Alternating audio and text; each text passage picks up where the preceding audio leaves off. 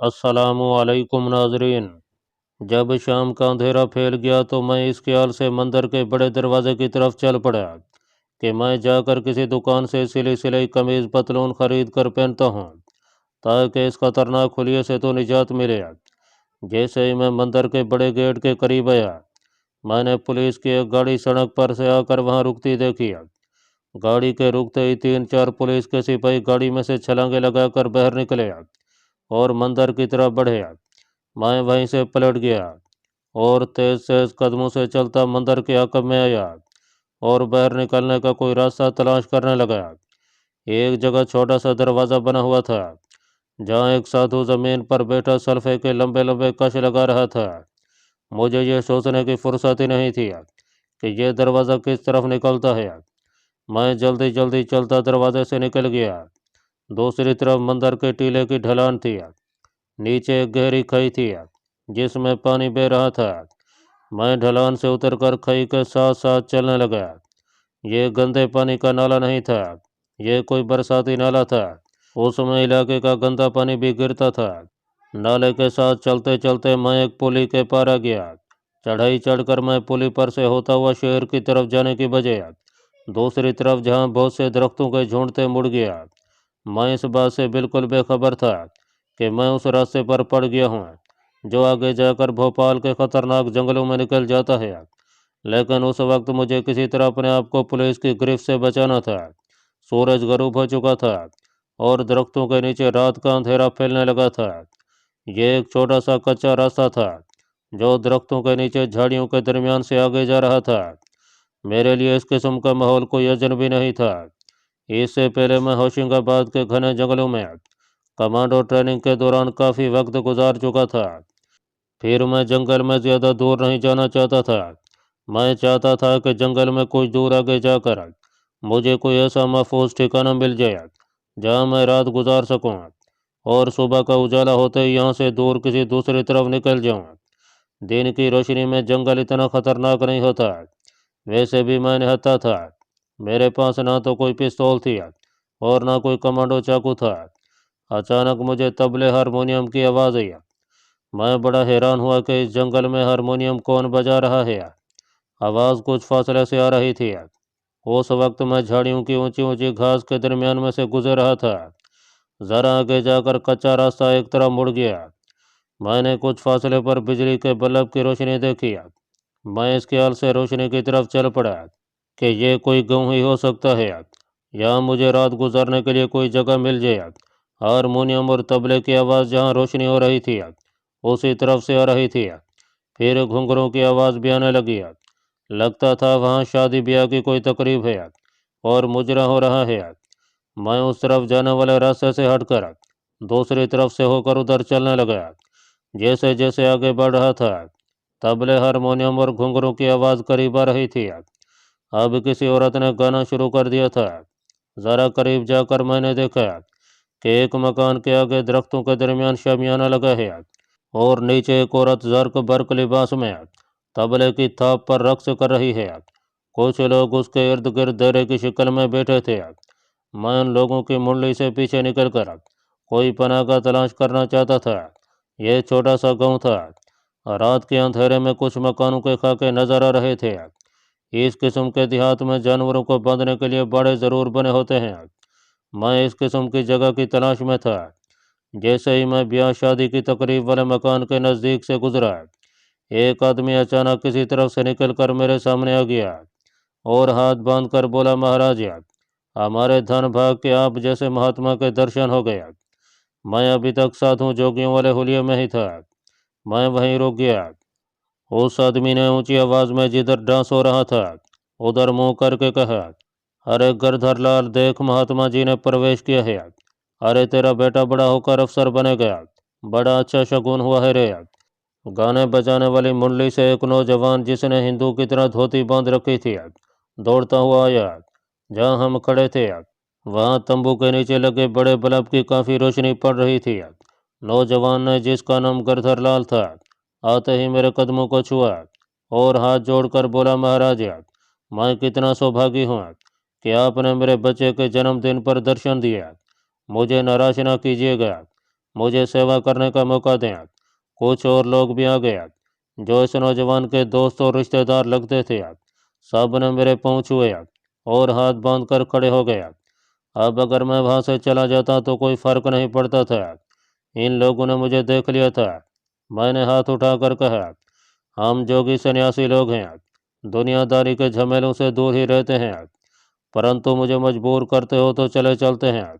इस दौरान गाना बजाना बंद हो गया। वो लोग बड़ी इज्जत व तौकीर के साथ मुझे लेकर गाने बजाने वाली महफिल में ले आया और एक तरफ जहाँ दरी पर सफ़ेद चादर बिछी थी और 3 गौ तकिए रखे हुए थे वहाँ बिठा दिया।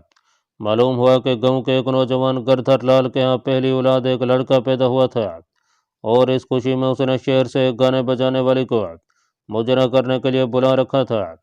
महफिल में 15-20 आदमी ही बैठे थे। मुझे देखकर वो सब एहतराम से हाथ बांध कर खड़े हो गए। मैंने उन सबको तेज निगाहों से देखा और मैं कोई भी आदमी मुझे अपने लिए खतरनाक दिखाई न दिया। मैं खामोशी से तकिए के साथ टेक लगाकर बैठ गया। गरधर लाल मेरे पाँव दबाने लगा। गाने बजाने वाली अपनी जगह पर उसी तरह बैठी हुई थी। एक हट्टे कट्टे मोटी तोंद वाले आदमी ने उठकर उसका बाजू पकड़ा और कहा, अरे जाकर गुरुजी के चरण छुआ। मैंने महसूस किया कि तवैफ मजबूरन उठी और पाँव में बंधे हुए घुंघरू छनकाती मेरे करीब आई। झुक कर उसने मेरे कदमों को बड़ी बेदिली से हाथ लगाया और दूसरी तरफ मुंह मोड़कर वापस चली गई। मैं बड़ा हैरान हुआ क्योंकि हिंदू औरतें और ख़ास तौर पर हिंदू तवाइफ औरतें जोगी सन्यासों का बड़ा एहतराम करती थीं। ये बात हिंदुस्तान में इतनी देर से रहते हुए कई बार मेरे मुशाहदे में आ चुकी थी, मगर इस तवाइफ ने साधु जोगी को देखकर किसी किस्म की अकीदतमंदी और गर्मजोशी का इजहार नहीं किया था। जिस मोटे आदमी ने उसे मेरी तरफ भेजा था वो खुद भी मेरे करीब आया, मेरे कदमों को छुआ और हाथ बांध कर बोला, महाराज गौरी भाई बड़ी जिद्दी है, इसको माफ़ कर दीजिएगा, हम तो आपके सेवा के महराज हैं। गौरी भाई उस नौजवान तवैफ का नाम था। मैंने हाथ उठाकर आशीर्वाद देने के अंदाज में कहा, कोई बात नहीं बचा, जोगी सन्यासी किसी से नाराज नहीं हुआ करते। मैं सोच रहा था कि इन लोगों के यहाँ रात गुजारी जा सकती है। ये तो सारे बेजरार आदमी लग रहे थे। इतने में उन्होंने मेरे सामने पूरियों, कचौरियों और मिठाइयों से भरा हुआ थाल और पानी का जग लाकर रख दिया। ये मुसलमानों वाली खुराक नहीं थी। हम मुसलमान तो पुलाव, चावल, रोटी, गोश्त वाला सालन खाने के आदी होते हैं, मगर इतनी देर से हिंदू के मुल्क में रहते हुए मुझे इस किस्म के खानों की आदत सी हो गई थी। मुझे भूख भी लग रही थी। मैंने सैर होकर पूरियाँ कचौरियाँ खाई। गरधर लाल ने बड़ी अकीदत से मुझे उम्दा किस्म का सिगरेट पेश किया। मैंने सिगरेट भी सुलगा लिया। जोगी सन्यासी हिंदुस्तान में सिगरेट वगैरह आम पी लिया करते हैं, वो तो सबके सामने सल्फे के भी लंबे लंबे कश लगाते हैं। मैं मज़े से सिगरेट पी रहा था और अब तवाइफ के गाने की तरफ भी ध्यान दिया। इतने में वहाँ एक अजीब वाक़या हो गया। तवाइफ रोने लगी और बेख्तियार होकर हाथ ऊपर उठाकर बोली, आय अल्लाह, मुझे इन ज़ालिमों से बचा ले। मोटे आदमी ने तवाइफ को बाजू से पकड़कर ज़ोर से धक्का दिया और गाली देकर कहा, चल नाच। वो ताली बजाने लगा और तबले वाले की तरफ देखकर बोला, चलो उस्ताद जी, तुम क्यों ढीले पड़ गए हो। तबला ज़ोर ज़ोर से बजने लगा। हारमोनियम की ले भी तेज़ हो गई। तवैफ ने भी गाना शुरू कर दिया, मगर उसके चेहरे पर गुस्से के असरात थे। साफ मालूम हो रहा था कि बदल नखासा नाच रही है। मैं उसकी तरफ अब बड़े गौर से देख रहा था। ये हकीकत वाज़ेह हो गई थी कि यह तवैफ मुसलमान है, हिंदू नहीं है, और उसे ज़बरदस्ती नचवाया जा रहा है। चूँकि मैं भी मुसलमान था, इसलिए कुदरती तौर पर मुझे उससे हमदर्दी पैदा हो गई, मगर मैं उसकी कोई ख़ास मदद नहीं कर सकता था। मैं खुद अपने हालात में उलझा हुआ था। मैंने सोचा कि इस औरत का पता करना चाहिए कि अगर यह मुसलमान है और तवाइफ नहीं है तो इस पेशे में कैसे आ गई है। आधी रात तक मुजरा जारी रहा। जब मुजरा ख़त्म हो गया तो मेरे अकीदतमंद मेज़बान गरधर लाल ने हाथ बांध कर कहा, महाराज, अगर आप रात यहाँ बसराम करना चाहते हैं तो ये हमारे बड़े भाग होंगे। आपके लिए मैंने चौबारा में बिस्तर लगवा दिया है। मैंने गरधर लाल से पूछा, ये गाने वाली यहीं रहेगी या वापस शहर चली जाएगी। गरधर लाल ने हाथ बांध रखे थे। बोला, महाराज, आपकी अच्छी हो तो हुक्म करें, वो रात यहीं रह लेगी। ये लोग मेरे गुलाम हैं, अगर इन्हें वापस जाना भी हुआ तो नहीं जाएंगे। मैंने महात्मा लोगों की तरह हाथ ऊपर उठाकर कहा, गरदर लाल, हमें इस नर्तकी औरत में आकाश की नर्तकियों का रूप नजर आया है। हम इसे कुछ उपदेश देना चाहते हैं। इसे थोड़ी देर के लिए हमारे पास भेज देना। हम तेरे पुत्र के वास्ते भगवान शिव से खास प्रार्थना करेंगे। गरदर लाल अपने बेटे के हक में भगवान शिव के आगे प्रार्थना का सुनकर बहुत खुश हो गया। कहने लगा, महाराज आप अपने कमरे में पधारें, मैं नर्तकी को लेकर आपके पास आता हूँ। उसने मुझे अपने मुलाजिम के साथ कर दिया। गरधर लाल का चौबारा गांव में पक्का चौबारा था। ऊपर वाली मंजिल में एक छोटे से कमरे में मेरे लिए पहले से बिस्तर लगवा दिया गया था। मैं बिस्तर पर लेटकर सोचने लगा कि सुबह होने से पहले पहले मुझे यहाँ से निकल जाना है। और जाहिर है मेरी मंजिल दिल्ली थी, मगर ट्रेन का रास्ता मेरे लिए महफूज नहीं रहा था। मैंने भी फैसला किया कि गरदर लाल के ताउन से मैं किसी ट्रक वगैरह में बैठकर आगे ग्वालियर आगरा तक जाने की कोशिश करूँगा। इतने में गरदर लाल तवाइफ को लेकर आ गया। तवाइफ के खूबसूरत चेहरे पर सख्त नाराजगी के असरात थे। कमरे में बल्ब जल रहा था।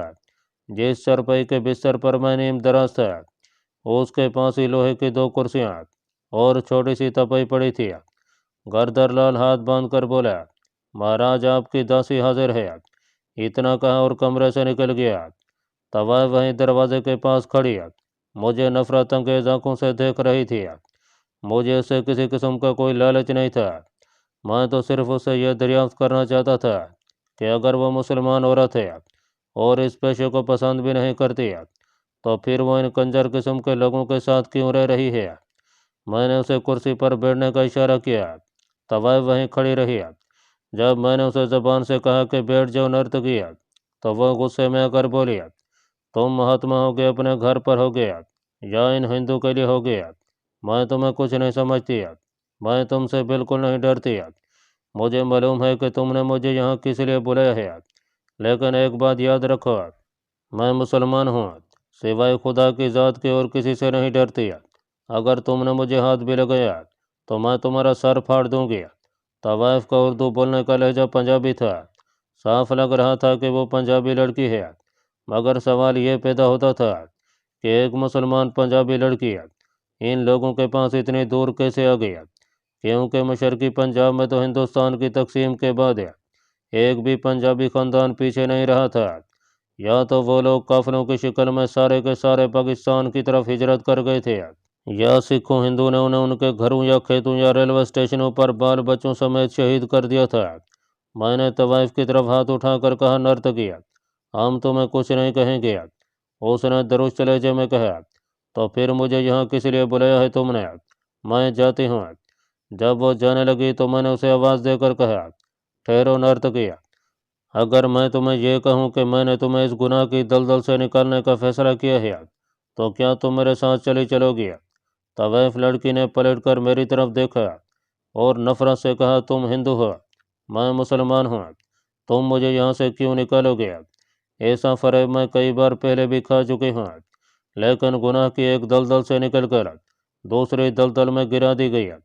मैंने उसे अपने रवैये को मुशफ़क़ाना बनाते हुए मज़ीद नर्म लहजे में कहा, गौरी भाई, मैं तुम्हें इस गंदी नाली से इसलिए निकालना चाहता हूँ कि जब मोटे हिंदू लाल ने तुम्हें मारा था तो तुमने आसमान की तरफ हाथ उठाकर अल्लाह से दुआ मांगी थी कि या अल्लाह मुझे इस जहन्नम की ज़िंदगी से बचा ले। तवाइफ लड़की ने तंजन कहा, तुम्हें आखिर मुझसे किस लिए हमदर्दी है महात्मा जी, क्या मैं तुम्हारी खाना लगती हूँ, क्या तुम मुसलमान हो। मैंने थोड़ा सा मुस्कुरा कर कहा, नर्तकी, अगर फ़र्ज कर लो कि मैं मुसलमान हूँ और मुसलमान होने के नाते तो मैं इन काफरों के चुंगल से आज़ाद करवाना चाहता हूँ, तो क्या फिर भी तुम मुझ पर एतबार नहीं करोगी। तवाइफ लड़की मेरे पास आई और चारपाई पर बैठ गई। उसने मेरी आंखों में आंखें डालकर कहा, अगर तुम मुसलमान हो तो तुमने ये हिंदू साधुओं वाला ढोंग क्यों रचा रखा है। मैंने उसे जवाब दिया, इसकी भी कोई वजह हो सकती है, तुम्हें इससे कोई दिलचस्पी नहीं होनी चाहिए। वो बोली, अगर तुम मुसलमान हो तो कलमा शरीफ पढ़कर सुनाओ। असल में जिस वक्त मुझे मालूम हुआ था कि ये लड़की मुसलमान है और न जाने क्या अजियतनाक हालात की वजह से इसे हिंदू ने पकड़ कर इस धंधे में डाल दिया है, उस वक्त से मेरे दिल ने फैसला कर लिया था कि इसे काफरों के जाल से निकाल कर ہندوستان کے کسی شہر کے مسلمانوں کے رفاہی ادارے کے حوالے کر دوں گا۔ میں نے اسے کلمہ شریف پڑھ کر سنایا تو اس نے سر جھکا لیا اور بڑے ٹوٹے ہوئے دل کے ساتھ بولی، مگر کلمہ شریف تو ایک ہندو بھی یاد کر کے پڑھ سکتا ہے۔ ایک کافر نے مجھے اسی طرح دھوکہ دیا تھا اور اس کی آنکھوں میں آنسو اترنے لگے۔ میں نے اس کے سر پر ہاتھ رکھا اور کہا، مجھ پر یقین کرو، میں تمہیں ان ظالم کافروں سے نجات دلانا چاہتا ہوں۔ مجھے بتاؤ تم کون ہو، تمہارا نام کیا ہے اور وہ کیا حالات تھے جنہوں نے تمہیں گناہ کے اس مقام تک پہنچایا۔ چونکہ میری نیت خراب نہیں تھی اس لیے میں نے دروازے کو اندر سے کنڈی نہیں لگائی تھی۔ طوائف لڑکی کی آنچل سے آنسو پونچھ کر اپنی دستانہ حیات شروع کرنے والی تھی کہ دروازہ دھڑاک سے کھلا اور اس کا موٹا ہندو ایجنٹ اس حالت میں اندر آ گیا کہ اس کے ایک ہاتھ میں خنجر تھا اور چہرہ غصے سے لال ہو رہا تھا۔ اس نے اندر آتے ہی دروازے کو اپنے کاندھے سے بند کیا اور مجھے گالی دے کر بولا، اور ڈھونگی مہاتما، تم ہماری عورت کو یہاں سے بھگا کر لے جانا چاہتا ہے، میں تمہیں زندہ نہیں چھوڑوں گا۔ اور اس نے مجھ پر خنجر سے حملہ کر دیا۔ یہ اس موٹے ہندو کی سخت غلطی اور بدقسمتی تھی کہ اس نے مجھ پر خنجر سے وار کر دیا تھا۔ اگر اسے معلوم ہوتا کہ اس نے جس آدمی پر وار کیا ہے وہ ایک انتہائی تربیت یافتہ صف اول کا کمانڈو ہے تو مجھے یقین ہے کہ وہ یہ جرات کبھی نہ کرتا۔ لیکن جب کسی کی موت آئی ہوئی ہو تو کوئی نہ کوئی بہانہ بن جاتا ہے۔ اگر وہ میرے بازو یا ٹانگوں پر خنجر کا وار کرتا تو بھی میں اسے کچھ نہ کہتا، بس صرف اسے کسی طرح بے ہوش کر کے وہیں ڈال دیتا۔ لیکن اس نے خنجر کا وار سیدھا میری گردن پر کیا اور میری گردن کاٹنے کی کوشش کی۔ وہ موٹا تازہ ہٹا کٹا تھا۔ اگر مجھ سے ذرا سے بھی غفلت ہو جاتی تو ایک بار تو اس نے میری گردن میں خنجر اتار دیا تھا۔ لیکن یاد رکھیں، ایک تربیت یافتہ مسلمان کمانڈو سوتے ہوئے بھی غافل نہیں ہوتا۔ جیسے ہی اس کا خنجر والا ہاتھ میری گردن کے پاس آیا اور وہ مجھ پر گرا، میں نے ایک سیکنڈ بھی ضائع نہ کیا اور اس کے خنجر والے بازو کو نیچے سے ہاتھ مار کر اوپر کو اچھالا اور اپنے دائیں بازو کو کوہنی تک اس کے حلق کے اوپر رکھ کر اتنی زور سے نیچے کو جھٹکا دیا کہ اس کا نرخرا اس کی گردن کے پیچھے ریڑھ کی ہڈی کے جوڑوں میں جا کر پھنس گیا۔ یہ ایسا کاری وار تھا کہ اسے کوئی بھینسا بھی برداشت نہیں کر سکتا تھا۔ اس کے منہ سے ایک عجیب سی آواز نکلی۔ میں نے کبھی کسی انسان کے منہ سے پہلے ایسی آواز نہیں سنی تھی اور وہ پچھاڑ کھا کر وہیں چرپائی کے پاس فرش پر بے جان ہو کر گر گیا۔ طوائف لڑکی تڑپ کر ایک طرف کھڑی ہو گئی تھی اور اب سہمی ہوئی اور دہشت زدہ نظروں سے کبھی مجھے اور کبھی فرش پر پڑی اپنے ہندو دلال کی بے جان لاش کو دیکھ رہی تھی۔ اب میرا اور اس مسلمان طوائف لڑکی دونوں کا وہاں ٹھہرنا پھانسی کے پھندے کو اپنے گلے میں ڈالنے کے برابر تھا۔ پھر بھی میں اس لڑکی کی مرضی معلوم کرنا چاہتا تھا۔ میں نے چرپائی سے اڑتے ہوئے اسے کہا، میں یہاں سے فرار ہو رہا ہوں، کیا تم یہاں رہنا چاہتی ہو؟ طوائف لڑکی میری بہادری سے بے حد متاثر ہوئی تھی۔ کہنے لگی، اگر تم سچ مچ مسلمان ہو تو مجھے یہاں چھوڑ کر نہ جانا۔ یہ لوگ جگوں کی لاش دے کر مجھے زندہ نہیں چھوڑیں گے۔ معلوم ہوا کہ اس موٹے دلال کا نام جگ دیال تھا۔ اس کمرے میں ایک کھڑکی تھی جو بند تھی۔ میں نے اسے کھول کر نیچے دیکھا۔ باہر تنگ سی گلی میں اندھیرا چھایا ہوا تھا۔ دلال کی موت اسے اکیلا ہی وہاں لے آئی تھی۔ میں چارپائی پر بچھی ہوئی نیلے رنگ کی کھدر کی چادر کو اٹھاتے ہوئے کہا، جلدی سے اپنی چمکیلی ساڑھی اتار کر یہ چادر لپیٹ لو، جلدی کرو، اس ساڑھی کی چمک لوگ اندھیرے میں بھی دیکھ لیں گے۔ میں نے چادر لڑکی کے کندھے پر پھینک کر دروازہ ذرا سا کھول کر باہر دیکھا۔ کمرے کے آگے کوئی 2-3 فٹ گیلری تھی جو آگے سیڑھیوں کے دروازے تک جاتی تھی۔ یہ سیڑھیاں نیچے پہلی منزل کی ڈیوڑی میں اترتی تھیں۔ یہ طوائف لڑکی جب گردر لال کے ساتھ مجھ سے ملاقات کرنے آئی تھی تو اسے معلوم تھا کہ وہ ایک بد کردار ہندو جوگی کے پاس رات بسر کرنے آ رہی ہے۔ چنانچہ وہ سوائے کانوں کے سونے کے کانٹوں کے باقی سارا زیور اتار کر رکھ آئی تھی۔ گردر لال نے نہ جانے کیوں طوائف لڑکی کے دلال جگو کو اعتماد میں نہیں لیا تھا۔ ہو سکتا ہے اسے یقین ہو کہ جگو لڑکی کو میرے پاس اکیلی جاتے بھیجنے پر تیار نہیں ہوگا، اور اگر تیار ہوگا تو بھاری رقم طلب کرے گا۔ دلال کی موت اسے کھینچ کر لے آئی تھی۔ لڑکی جلدی سے چادر اپنے جسم کے گرد لپیٹ کر دروازے کی طرف بڑھی۔ میں نے اس کے بازو کو مضبوط گرفت میں لیتے ہوئے اس سے پوچھا، کیا میرے ساتھ جنگل میں دوڑ سکو گی؟ طوائف لڑکی نے کہا، میں اس جہنم سے نکلنے کے لیے 7ویں منزل سے بھی کود سکتی ہوں۔ ہم جلدی جلدی سیڑھیاں اتر کر چھوٹی سی گلی میں آ گیا۔ यहाँ से मैं जंगल की तरफ रुख करने लगा तो लड़की ने कहा, उधर क्यों जाते हो? इस तरफ आओ, मेरे साथ है। वो इस शहर भोपाल से अच्छी तरह वाकिफ थी। मैं उसके पीछे हो गया। फिर उसके आगे आकर कहा, इधर तो शहर है। शहर की जानब जाते हुए मुझे अपना खतरा लगा हुआ था कि कहीं मैं पुलिस के हत्थे न चढ़ जाऊं। उसने कहा, हम शहर में नहीं जाएंगे, कोई ऐसा रास्ता इख्तियार करो जो हमें भोपाल से बाहर निकाल कर ले जाए। मैं दिल्ली की तरफ जाना चाहता हूँ। वो मुझसे एक कदम आगे चल रही थी। कहने लगी, पहले भोपाल से तो निकले महात्मा जी। मैंने उसे कहा, क्या तुम स्टेशन पर जाना चाहती हो? वो बोली, तुम देखते चलो, फिक्र न करो, मैं तुम्हें पुलिस के हवाले नहीं करूँगी। मैंने कहा, मैं पुलिस से नहीं डरता, मैं तो सिर्फ तुम्हें यहाँ से निकालना चाहता हूँ। लड़की ने मेरा हाथ पकड़कर दबाया